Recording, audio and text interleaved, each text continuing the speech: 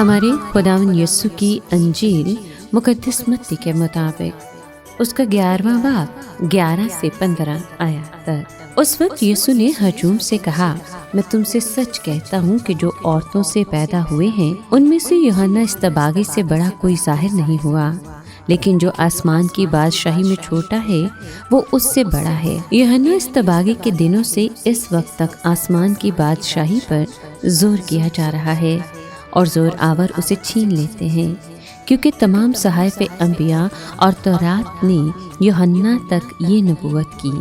और अगर तुम कबूल करना चाहो तो वो इलियास जो आने वाला था यही है, जिसके कान हो वो सुन ले। पाक कलाम के पढ़े और सुने जाने पर खुदावन की बरकत हो, खुदा का शुक्र हो। अजीज दोस्तों, आज के कलाम में ये बयान कि जो आसमान की बादशाही में छोटा है वो उससे बड़ा है साबित करता है कि यस्सु यूहन्ना की सीरत और किरदार की नहीं बल्कि उसके एजाज़ की बात कर रहा था। वो शख्स जो आसमान की बादशाही में छोटा है, ज़रूरी नहीं कि उसकी सीरत और किरदार यूहन्ना से बेहतर हो, लेकिन उसका एजाज़ यकीनन बड़ा है। आसमान की बादशाही का शहरी होना उस बादशाही की आमद का ऐलान करने से बड़ा एजाज़ है। यूहन्ना को इस लिहाज से बड़ा एहसास हासिल था कि उसने खुदावन के लिए राह तैयार की, लेकिन वो इस बादशाही की बरकत से फैज़याब होने और उसका लुत्फ़ उठाने तक जिंदा न रहा। यूहन्ना की खिदमत के आगाज़ से लेकर उसकी हालिया कैद तक आसमान की बादशाही पर जोर होता रहा।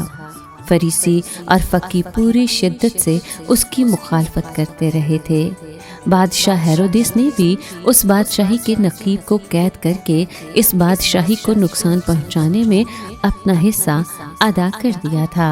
तकवीन से लेकर मलाकी तक पूरे पुराने अहदनामे में मसीह मौत की आमद की नबूवत की है। जिस वक्त यूहन्ना ने तारीख में कदम रखा तो उसका बेमिसाल और यकता काम सिर्फ नबूवत करना नहीं था, बल्कि ये ऐलान करना था कि मसीह की पहली आमद के बारे में सारी नबूवतें पूरी हो गई हैं। मलाकी ने नबूवत की थी कि मसीह मौत के ज़हूर से पहले इलियास उसके पेशरू के सूरत में ज़ाहिर होगा।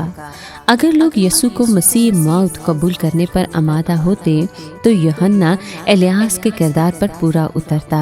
यूहन्ना ने इलियास होने से इनकार किया, लेकिन वो इलियास की रूह और कुव्वत में मसीह के आगे आगे चला। सारे लोग ना यूहन्ना को पहचान सके और ना उसकी खिदमत की बड़ी अहमियत को ही समझ सके। इसलिए खुदावंद ने ये भी कहा कि जिसके सुनने के कान हो वो सुन ले। मतलब ये है कि ध्यान और तवज्जो दो और इस बात को मानो, जो बातें सुनते हो उनके महफूम और अहमियत को समझने से कासिर ना रहो। अगर यूहन्ना इलियास के बारे में पेशनगोई पूरी करता है तो यीशु यकीनन मसीह मौत है।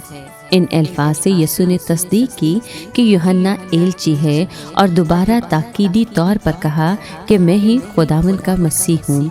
अगर पहली बात को तस्लीम कर लिया जाए तो दूसरी बात को तस्लीम करना लाजिम आता है। क्रिसमस हमें याद दिलाता है कि जिस बादशाही की बात यीशु कर रहा है उसका आगाज़ बैतलहम की आगोश में हुआ।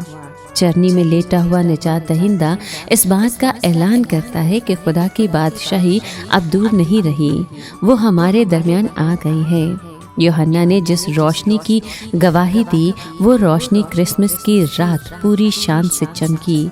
आज भी वही रोशनी हर दिल को पुकारती है कि सुनने के कान हो तो सुन लो, निजात दुनिया में आ गई है।